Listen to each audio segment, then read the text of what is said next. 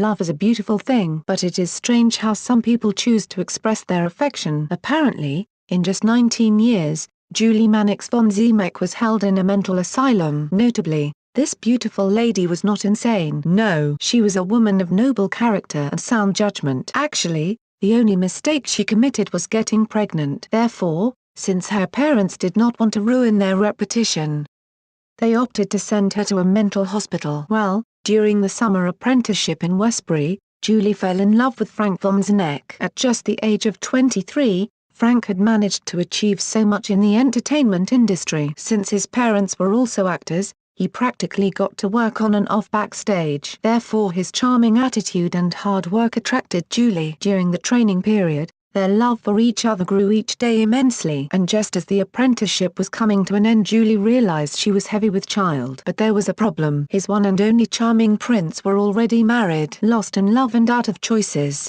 this charming lady decided to keep his child with a hope that things would work out. Immediately, she returned to her humble abode.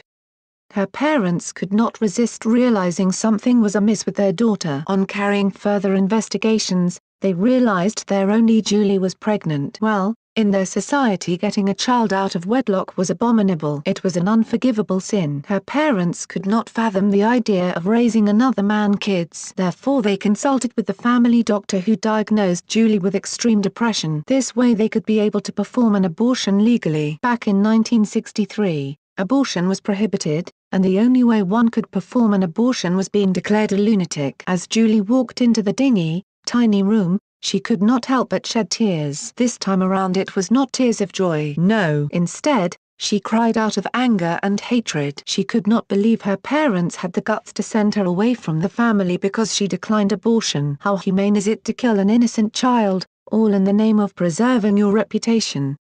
Day and night she screamed and yelled, "I am not insane," but no one was around to save her. Apparently, the nurses thought she was mad as well. As days turned into months, she began questioning her sanity. Probably, it was out of loneliness and the fact she was surrounded by lunatics. To maintain her sobriety, she would always think of her baby girl and the features she would acquire from either her mom or dad. In the silence of the night, she always hoped that one day she would be free and reunited with the love of his life. More so, she wanted to build a family for her little angel. But, was it possible behind this cage? Well, it was a dream, and her daughter was her only out. Apparently, it was evident her parents were no longer interested in her as a daughter. All along no one came to visit, or check on her. The only people, who cared, were the rogue doctors who came to seek approval for the abortion process. It was damn sickening. Despite their constant persuasion, Julie was not moved. She was ready to lose everything for the sake of her child. Every day her answer was a clear, no. Luckily, after staying up locked for 6 months,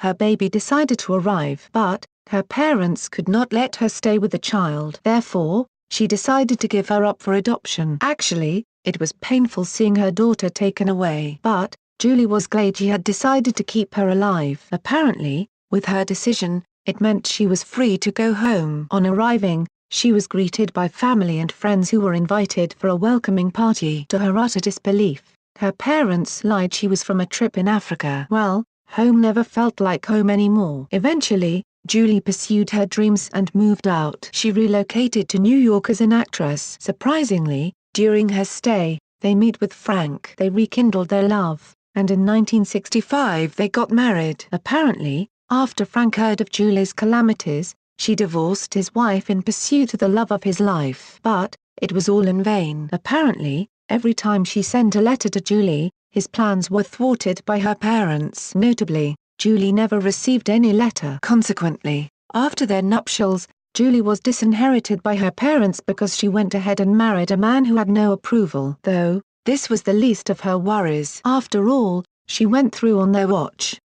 Julie felt she did not owe them an explanation or an apology. At last she had found happiness. Though, there was still one thing missing in their life: Amy, their adorable daughter. Apparently, after Amy was given up for adoption, her name was changed to Kathleen Marie Whistler. As fate would have it, her parents passed on. Later, she realized she was adopted. There and then she opted to find her real parents. At least, Kathleen knew her heart would find peace in knowing the truth. Luckily, she was able to track down Julie and Frank. Instinctively, She wrote them a letter, and in a few days, her real parents called. Well, it was an emotional reunion. Amy, parents lock their daughter in mental asylum because she is heavy with child. Years later, she got revenge. All the parties involved found themselves crying over the phone. Though, as time went by, they reconnected through Skype and exchanged photos of themselves. After getting acquitted, they decided to meet in person. Like and share this video on Facebook and Twitter if you agree. Don't forget to support this channel by clicking on the donation link down below and subscribing so you never miss any of our trending reports. What do you think about this report? Scroll down to comment below. Now if you are seeking the latest trends in fashion, and electronics and gifts and more at the best prices, please feel free to visit www.atthesmall.com. Once again, that is www.atthesmall.com.